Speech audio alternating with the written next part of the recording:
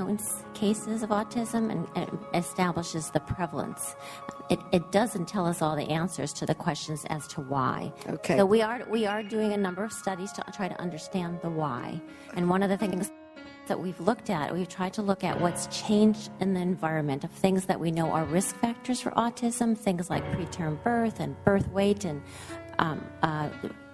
various... Well, are you looking at vaccinations? Is that part of your studies? So let me just finish this one. I have a question. Are you looking at vaccinations? Is that part of... Pardon me? So there is a large literature, as I mentioned. Are you having a study on vaccinations and the fact that they're cramming them down and having kids have 9 at one time? Is that a call? Do you have any studies on vaccinations? There have been a number of studies done by CDC on vaccinations as well. Could you send them to the ranking member and the chairman here? Yeah. Now I want to tell you a story. We all react to our lives. And I remember people talking about hormone replacement. It's going to save women's lives. You got to take it. Yet every nurse I talked to said, go to the bank, it causes cancer. Every relative that got cancer said they got it because of the hormone replacement. I'm hearing the same kinds of stories on vaccination. I must have had 50 different parents write me or come to me and say I had a healthy child, yet then they had 10, 9, 6 vaccinations at one time, and that child changed overnight and was knocking their head on the wall, and it was a changed child. In fact, I had a family in my office today where the mother broke down crying, saying my child was wonderful, bright, precocious, talking. She took those vaccinations, and the child became very incredibly sick and has never recovered. So I'm interested in any studies on vaccinations and trying to understand that. Now, it used to be that you go and get a vaccination. My child never got more than 3 at a time. And in the state of New York, children are recommended to get 6 shots every 2 months throughout the first year of a child. And my question is, why does a schedule of these vaccinations require a child to receive so many shots in such a short period of time? You could plan those shots over a period of time. I'm for vaccinations.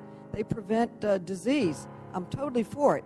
But why do you have to cram 9, 6 at one time when the verbal evidence seems so strong from so many people that they had a healthy child until they got vaccinated? And you've got to just listen. I remember smoking. I was on the city council. I sat through so many hearings where they vowed smoking was not bad for your health. It's a common sense that it was bad for your health. Then finally, the Surgeon General said it was bad for your health. The same thing seems to be here with the vaccinations. There's too much verbal evidence coming from parents where they break down. I had a normal child. I gave him a vaccination, and then they came down with autism. So it seems to me we should. I'd start spacing it out. Why do we have to have 9 vaccinations, 6 vaccinations every 2 months?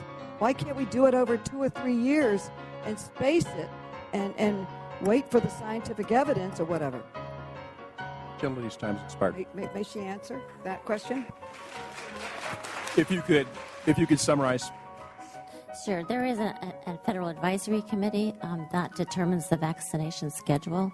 And the reason, and again, we'll clarify this and get you more information, but the reason they cluster the vaccines is really to try to make sure that everyone gets it. People don't, and again, we're trying to make sure vaccines go to all children. And not everybody goes to the doctor routinely, so they use that opportunity to make sure that happens. Thank you. The chair now recognizes the gentleman from Florida, Mr. Buchanan. Thank you, Mr. Chairman. I also want to recognize... Well, if these kind of topics interest some you, 7 check labs. out the...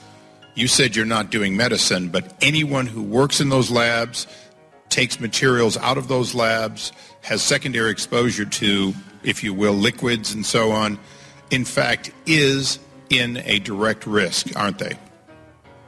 The testing lab. Today's hearing and recognize him for his opening statement. Thank you very much, Mr. Chairman, and I do thank you for holding today's hearing. Before I get started, I want to pay special note, as you have already done, to our friend who is leaving, Mr. Burton. Over my 17 years on this committee, this has been an issue that he has constantly put forth and constantly made sure that we tried to address as best we could. And so, Mr. Burton, I want to thank you for your vigilance, and I want you to know that although you may be leaving the Congress, as the chairman has said, we will continue to fight, and I know you will too. Mr. Chairman, we have learned much about autism spectrum disorders over the past decade. Taxpayer-sponsored research has identified risk factors and evaluated therapies to assist with some symptoms. Physicians and parents now have a better understanding of the developmental signs and the symptoms, allowing for earlier detection. And educators have experience with new methods and approaches for assisting children with autism. Congress has also acted to help individuals with autism and their families in significant ways. In 2010, we passed the Affordable Care Act, which contains significant new protections. Insurers may no longer discriminate against individuals based on pre-existing conditions. Insurers may no longer impose lifetime caps on health care coverage. New plans must include screening for autism without additional costs to the parents. And young people diagnosed with autism spectrum disorders may remain on their parents' health insurance plans until they are 26 years old. These are real and significant protections that will improve the lives of millions of American families. Even with this progress, there is still more to learn, and there is still more to do. While autism affects all racial, socioeconomic, and ethnic groups, some studies have shown that African American, Hispanic, and Asian children are less likely to receive an early diagnosis. These delayed diagnoses cause minority children to be further behind in the development of language and motor skills.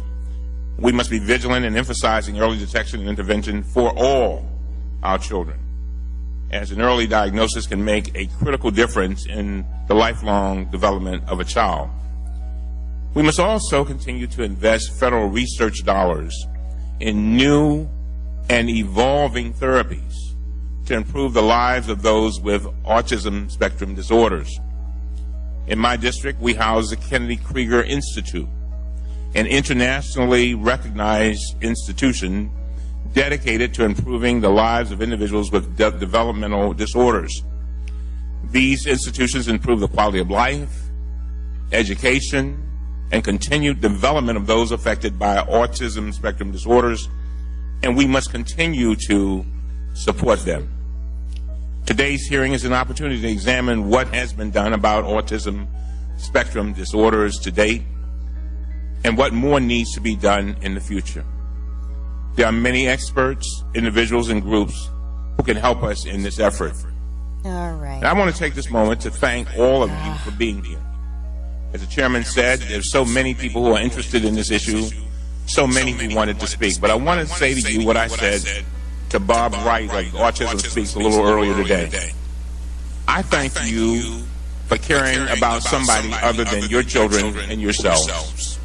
Because what you are doing here today is raising this issue so that other children, other than those, or other folks, other than those maybe in your own families, maybe your friends, will benefit in the future. In other words, you are touching the future, and you are making it possible for those who are going through the autism spectrum disorders to have a better future.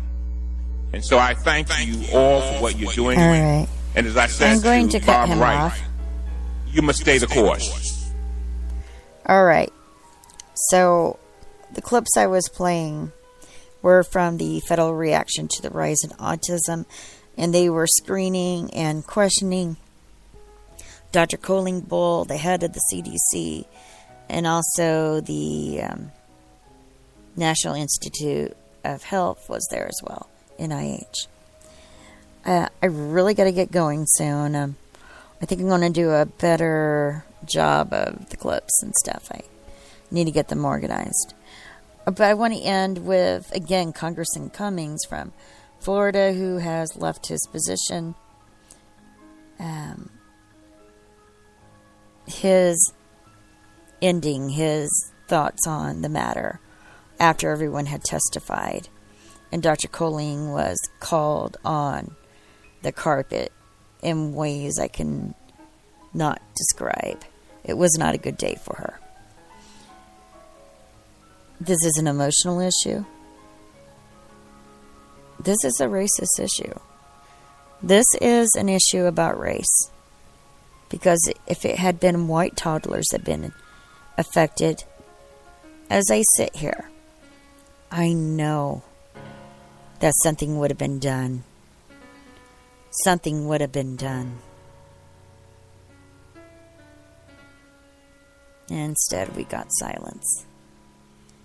Because the population was African American boys, 36 months of age and younger.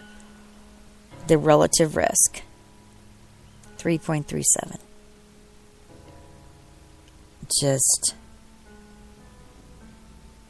sometimes numbers can be deadly. And that is the case here. So here's the conclusion of Congressman Cummings on the vaccination problem, on the federal reaction to the rise of autism. Here we go. I'm going to wait for it to begin. Thank you very much. I'm just sitting here and I'm listening to all this. There's something wrong with this picture. There's something wrong.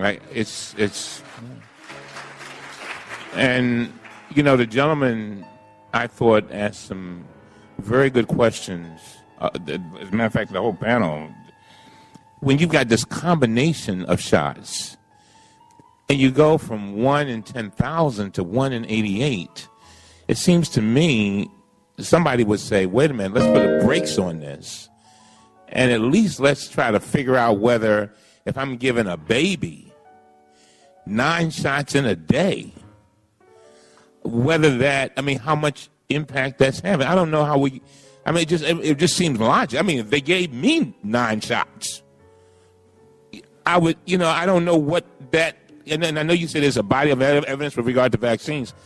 Mr. Chairman, I don't know where we go from here, but it just seems to me somebody ought to say, wait a minute, let's put some brakes on this, and not saying don't deal with vaccines. Just look at, whether the multiple shot situation is causing this. And I wish you could see the people behind you. They're grown men that have been crying behind you, and women crying. And it's just so I just hope that we can. You hear the frustration coming from here, and I'm just sitting here and I'm just saying, wait a minute. It just seems like somebody would say, is there something? Maybe there's an issue here, and if we're going to err, let's err on the side of keeping children safe, even if we have to, do a pause and give 1 shot a day. Thank you very much. I thank the gentleman for yielding.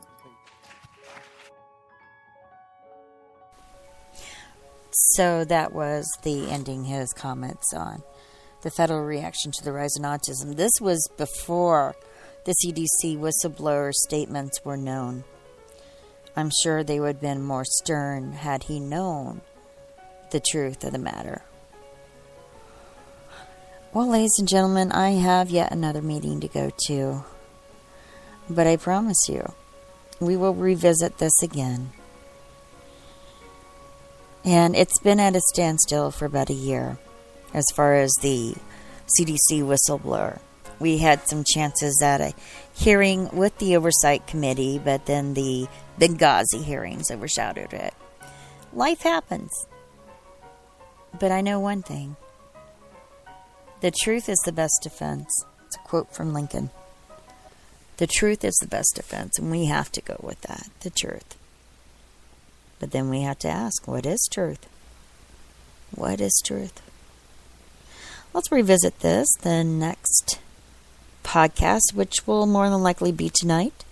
I will have a call-in show and going to have to arrange my clips better I really do. I need to.